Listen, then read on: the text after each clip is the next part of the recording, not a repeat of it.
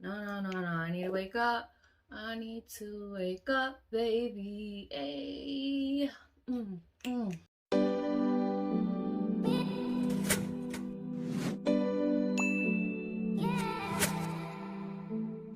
What's your problem now? What's your problem now? What? Welcome back to another episode of REM Diary. Just prepare yourself because I think today's episode is going to be a little long.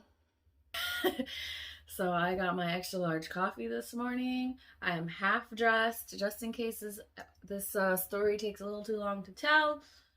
But I am just going to jump right into it. Today is October 14th and I had a dream that is very similar. What the hell is on my hands? There's something on my cup. Oh, it's coffee. I've had this dream multiple times, but every time I have this dream, it almost like I see a different part of it. But majority of what I of what I dreamt last night is what I normally end up dreaming. So, I don't even know where to start. Hold on. I think Roscoe's back.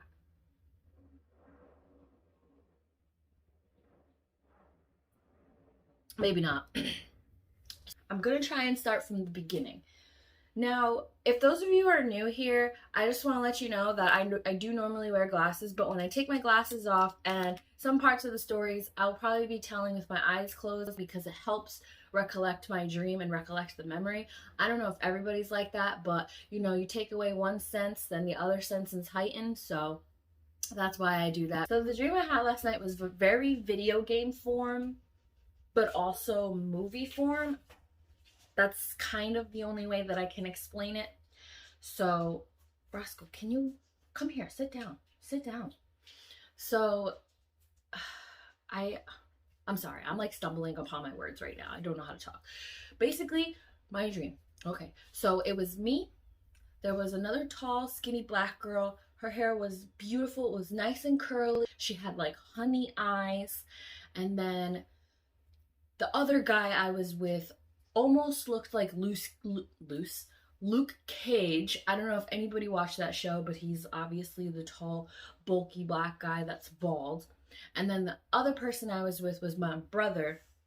Not my oldest, not my youngest, but my middle brother. So we were all like hanging out somewhere downtown in this city. Now, this city that's in my dream, I have never been to. I've never seen it. Nothing like I've ever imagined, seen movies, nothing really like that. So it's gonna be really hard for me to explain a lot of this, but just please bear with me. If you have any questions, want me to elaborate more, just ask down below and I will. But we were all hanging out downtown and we were like laughing, just kind of talking. And all of a sudden, my dream, it switched to my mom. And I was like, oh, hey, Mom, like, what's up? What are you doing? She's like, oh, I want to show you. We were in her car and she was driving. And I was like, oh, okay, where are we going? And she's like, oh, I just want to show you where the house is, the one that I want to move to. It's bigger than mine now, but it's so beautiful. And I was like, okay. So she's driving. And now my mom is notorious for not knowing how to use GPS or have any sense of direction. Okay, guys?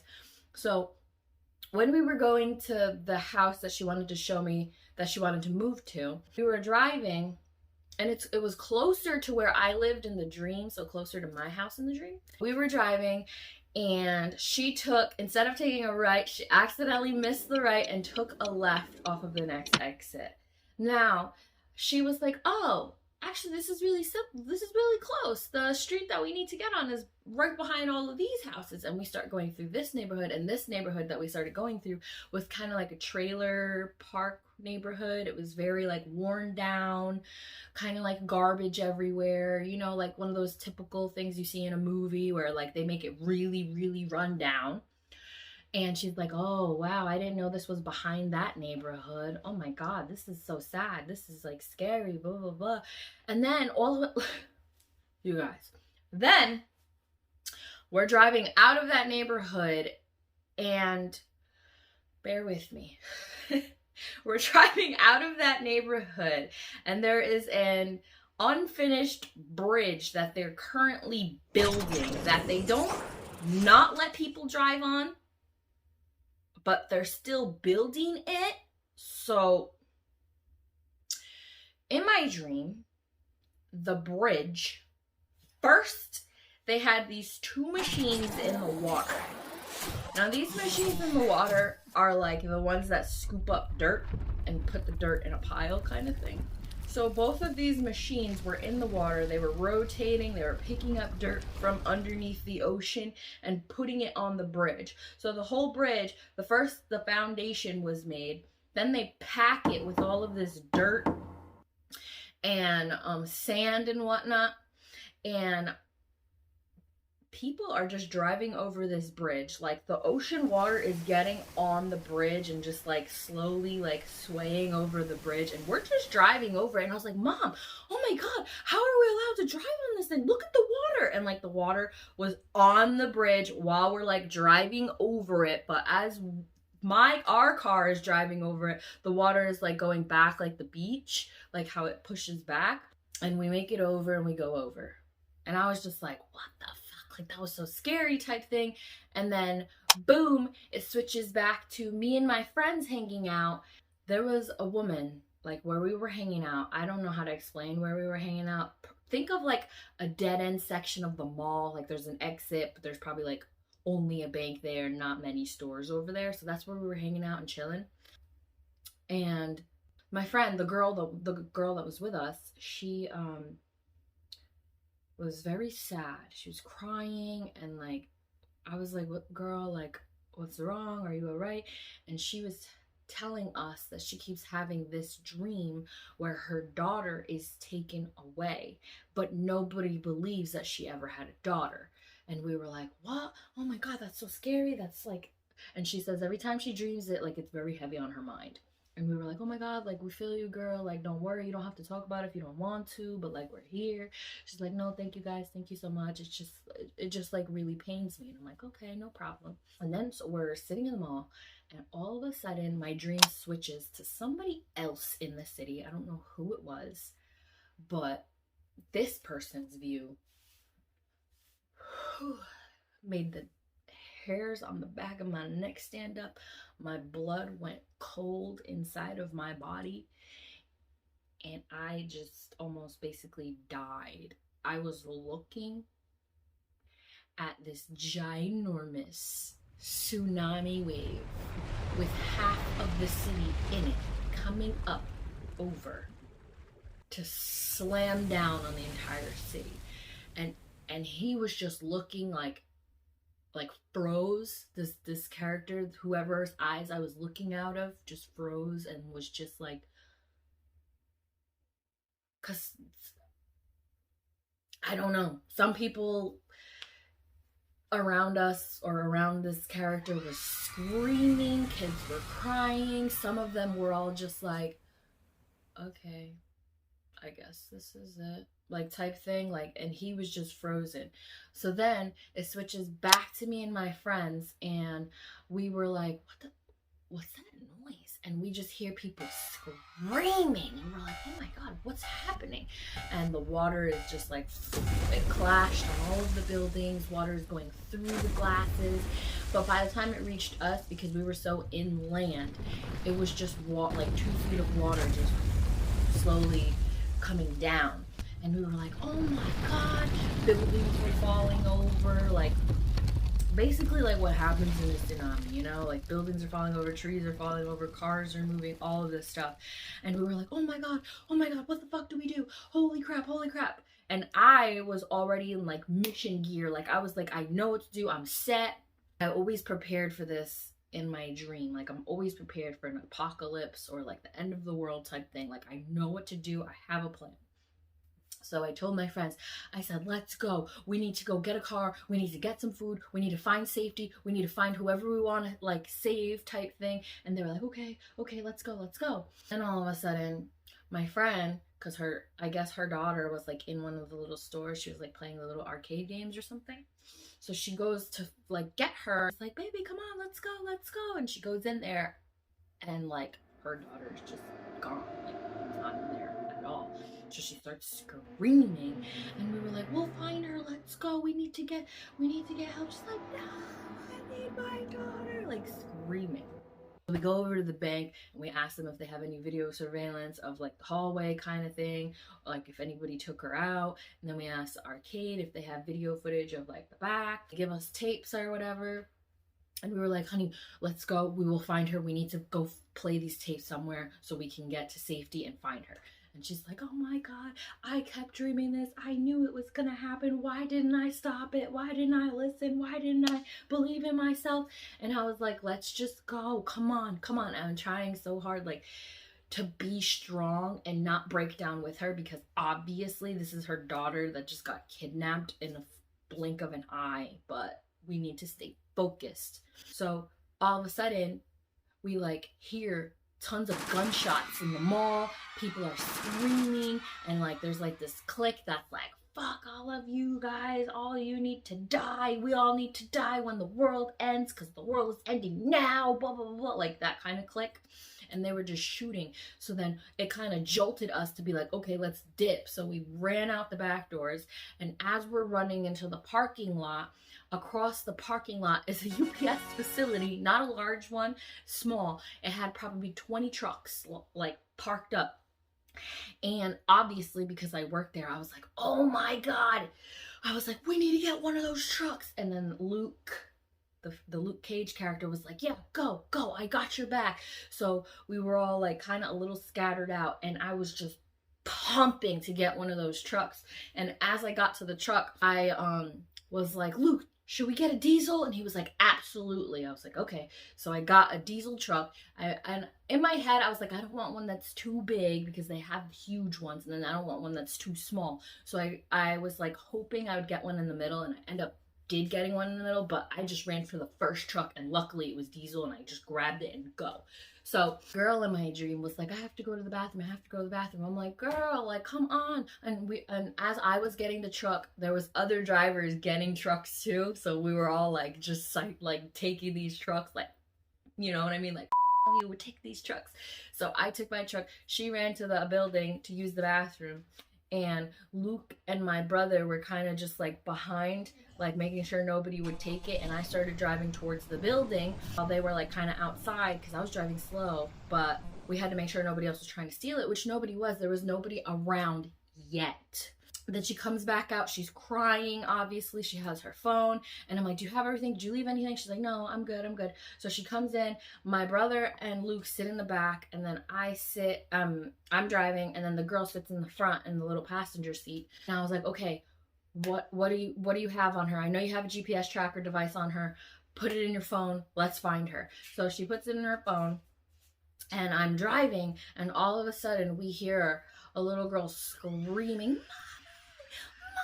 and we look, and it was her. We were like, oh my God, that's her.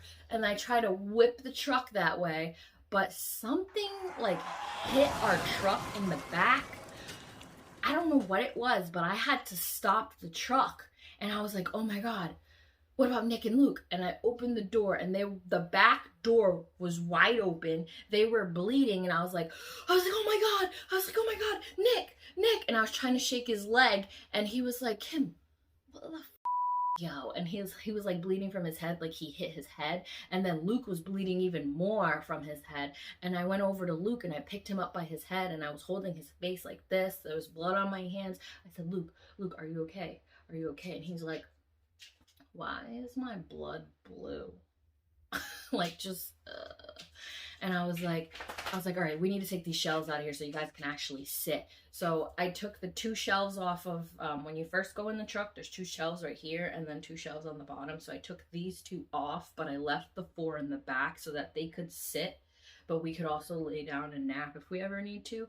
And the back door, I was trying to shut it because for some reason in my dream, it was like, not the barn door one, because we have the barn door doors, but it was the slide one. So I went and shut it again.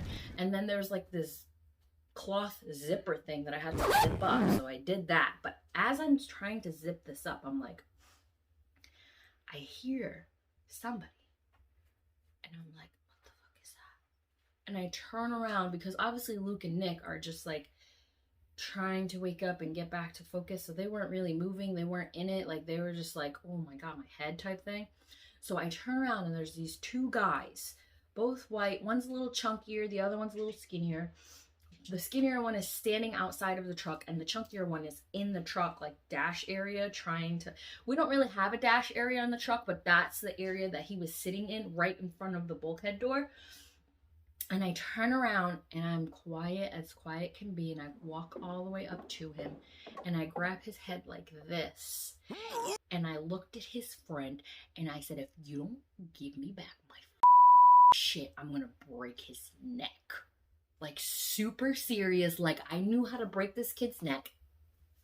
Bitch, I don't know how to break nobody's neck. Like who the f am I? But I was putting up a front. I was bluffing.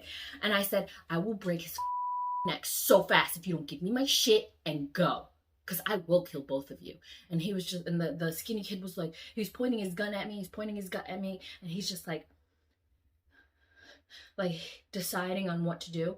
And I was like, you guys can go if you just give me my phone. And the skinny kid was like, okay. And he like looked at his, I guess they were brothers, I want to say. And he looked at his brother, the one that I was holding by the neck, like I was about to like break his shit. Like his face was beat red, like he couldn't breathe. And his brother goes into his pocket and puts out his phone. And I was like, thank you. Get the out of my truck. And he goes, and they both start running down the street with their guns or whatever they looted, and started going. And then I was looking for the girl, and I was like, where the did she go? Why didn't she tell me she left? And I'm like looking and looking, and she was just standing. She started walking back towards the truck, and I said, why the did you tell me you left? We almost got robbed. Did you leave your phone in here? Because they took all the other little shit that we had. And she was like, oh no, I'm sorry, I just needed to go get some air. I'm freaking out because of my daughter. And I was like, you need to bigger than your daughter. It's my life, your life, and our boys' lives too. What the no, your daughter is missing, but we will find her. And she was like, I'm sorry, I just can't think straight. I don't know. And I was like, I wanted to be mad, but at the same time, I can't be mad. This is her daughter she's talking about. Even though it's all four of our lives we gotta fend for too. I was just like, girl. And I was like, where were you? Where did you go? And she's like, well, I figured I'd break into these houses and try to get us some food. And she takes this backpack off and she opens it, and there's a bunch of food in it. And I just looked at her and I was like, I'm sorry. But this is perfect. This is good. We need to do more. Was there more? And she was like, no, this was all they had left in this house. And I was like, okay. I was like, come on, get in the truck. So we put the stuff in the back. We look at the guys again. And I looked at her and I was like, we need to get them some medication. And she was like, okay, let's go to the pharmacy. So then we start driving away. So on our way to the pharmacy, we noticed that the pharmacy's on fire. There's guys surrounding it with guns and shotguns and rifles, and they're like hooting like whoa, and just playing like loud ass rock music. And we were just like, we can't go there. So we took a like the pharmacy was here, and we were kind of like over here so we could see it from the distance, and we were like, we're not doing that. So we turned on the side street that was right there. And we were like, let's just try to look through these houses and find like ibuprofen, a first aid kit, stuff like that.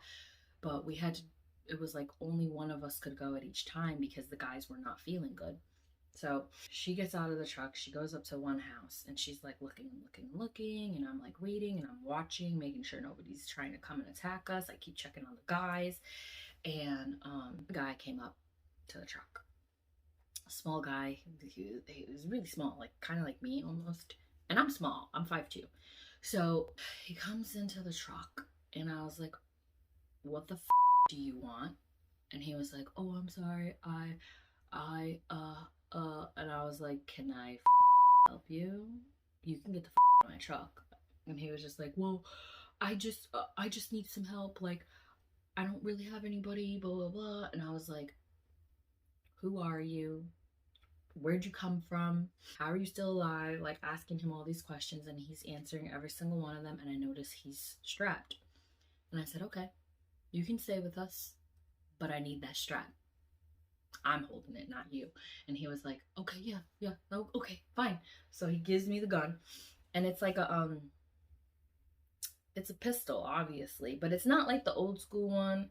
I want to say it's a Desert Eagle, but girl, I don't know my guns like that. All I know is it's like a little pistol, period. Not little, but like it was kind of like this big. So, yeah. So he gave me the gun. I strapped it, took the bullets, and where did I put the bullets? I put some of the bullets in my butt pocket, and then the other bullets I just had to kind of like strap to the back. And he was just like, okay, okay. And then I was like, do you know anything about medical? And he was like, a little bit, a little bit. I worked in a pharmacy. I worked in the pharmacy down the street, but they completely took that down. I was like, okay, come here. So he comes into the truck, and I was like, can you see if these two are okay? What do they need? Because my other friend is trying to find first aid kit and medication. So he's like looking at them, examining them. He's looking at their eyes.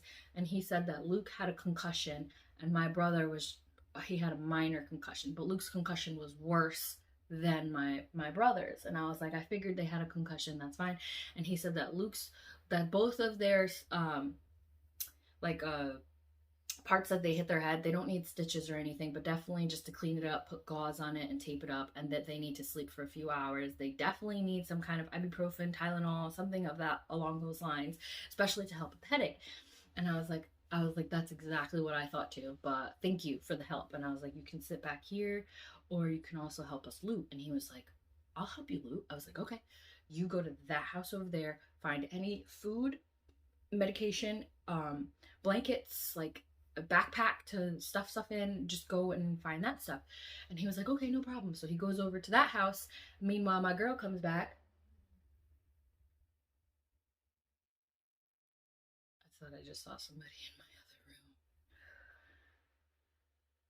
room. That was weird. So my girl comes back and she's like, girl, this is all I got. She had a couple bottles of alcohol. She had a couple canned foods, and she brought another backpack. I said, girl, that's perfect. Don't worry.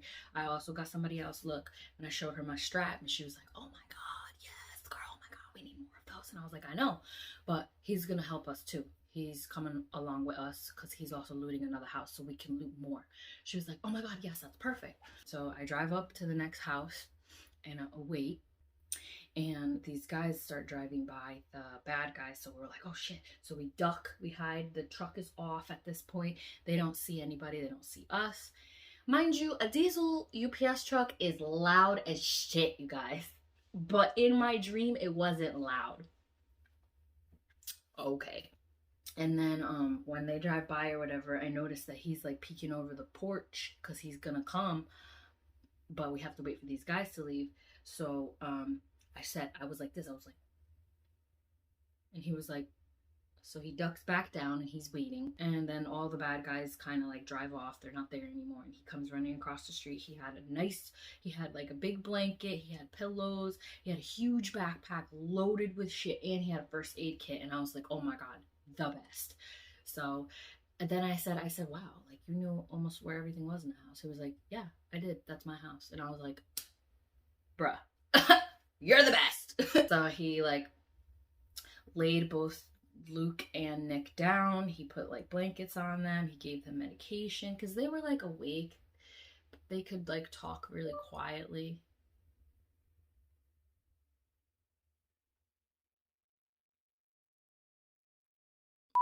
Google Home just went off, which is really creepy. But they just weren't, you know, they couldn't really get up and fight and stuff because they banged the shit out of their heads from that accident or whatever hit us in the back. Then I start driving off, and let's see what happened after that. And then no, I didn't drive off. I was like, hey, do you have a tape player in there? He was like, yeah, I do. Why? I was like, we need to watch these. He was like, okay, no problem.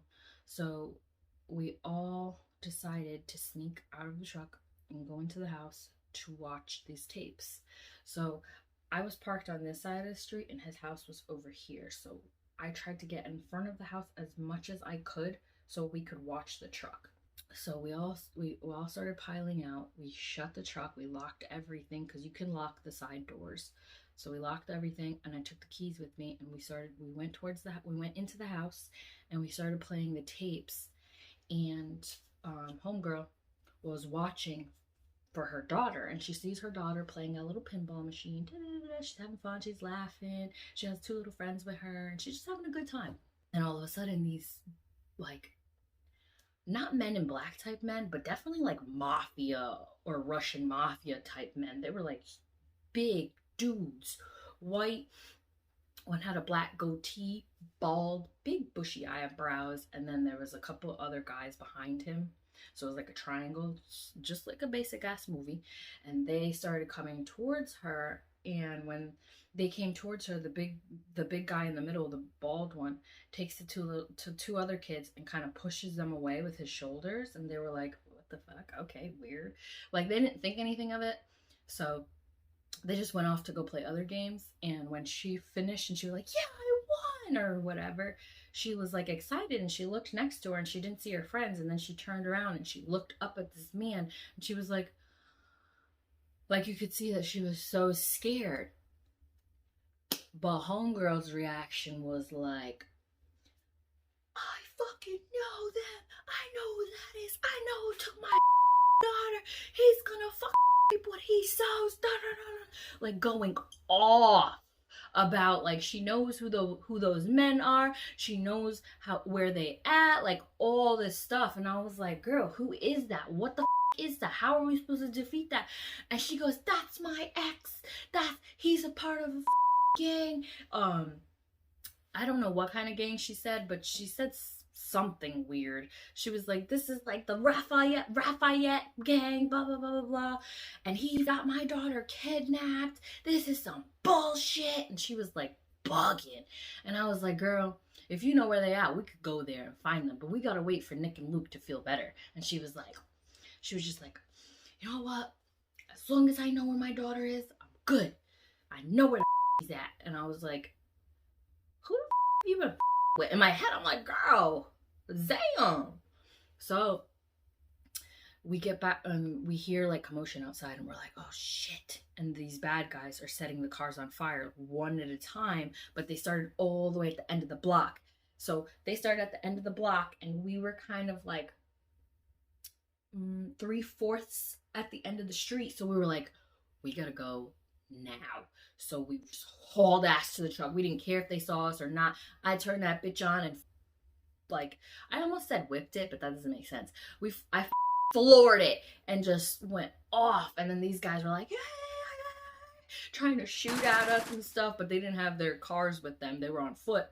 So we obviously outdrove the guys, and we were like panicking. We were like, oh my God, we need more guns. So homeboy, the one that we picked up, let's call him Phil.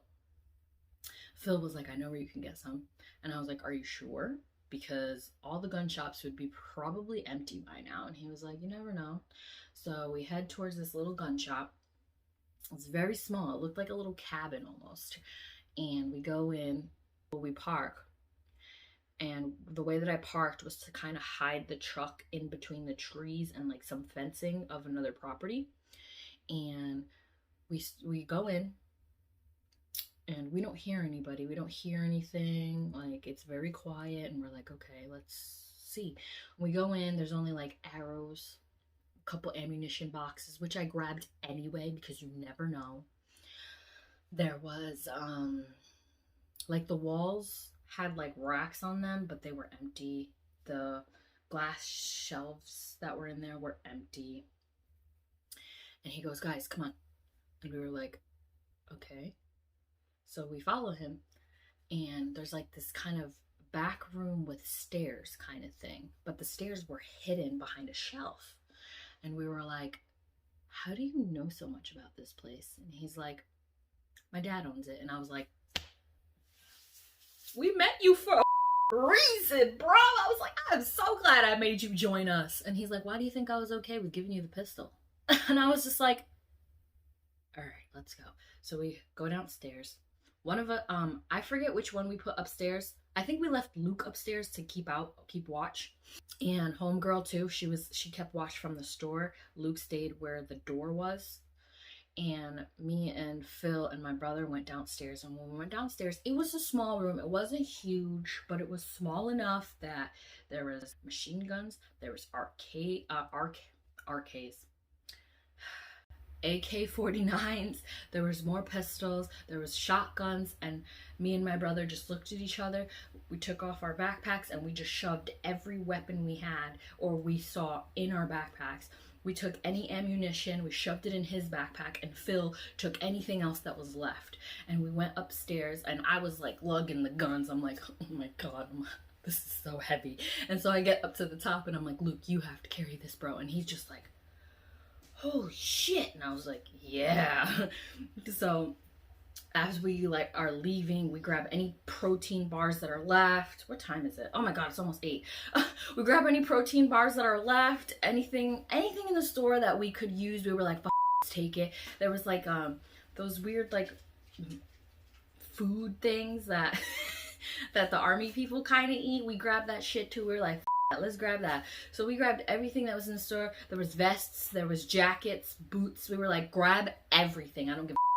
So we grabbed everything and we ran back towards the truck and we put everything in the truck.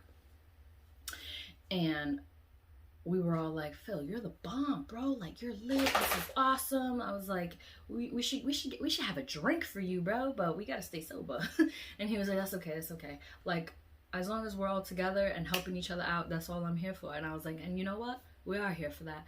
But the other thing is, we gotta go save her daughter too. And he was like, what? And we were like, yeah, because he didn't know the story, so we called him up on that. So when we went back to the truck, we were like thanking Phil for being so helpful. We were like, don't worry, we got your back as long as you got our back, blah blah blah. And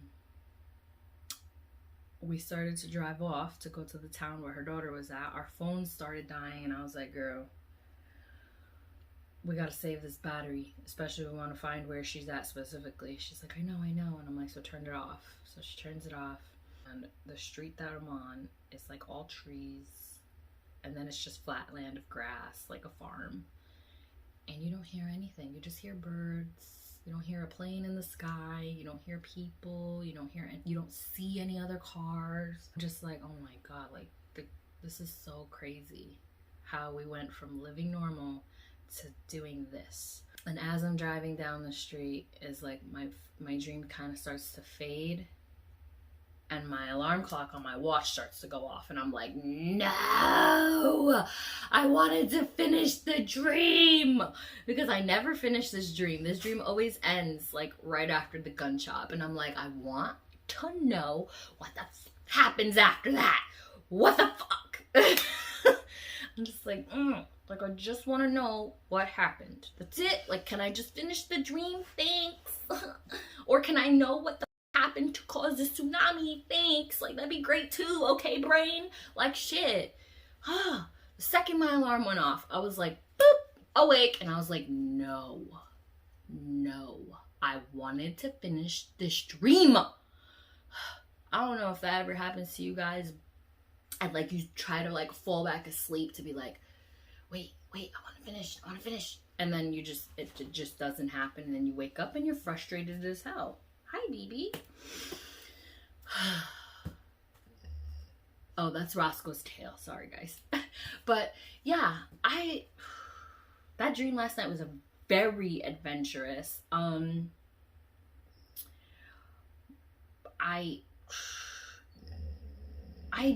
don't know. I don't even know what to think about this dream, only because like it's very bizarre. This town I've never been in. My mom was in it for a second. These characters from movies and shows were in it, and I'm just like, what am I? What am I thinking? Like, I don't know. But I hope you guys enjoyed today's entry. I know it was probably a really long one. Sometimes when I'm trying to explain these dreams, they end up being really long. I don't mean for that to happen, but I'm trying to explain it as well as I can. You know what I mean?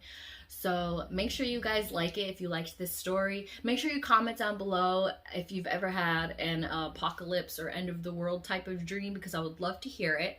Also, make sure you guys subscribe and hit that bell for a notification anytime I upload, especially for REM Diary, because that is every Wednesday at 8 a.m. It used to be at p.m., but that didn't make any sense, especially if I get up and record my dreams in the morning. So I hope you guys have a good one. Have a good time.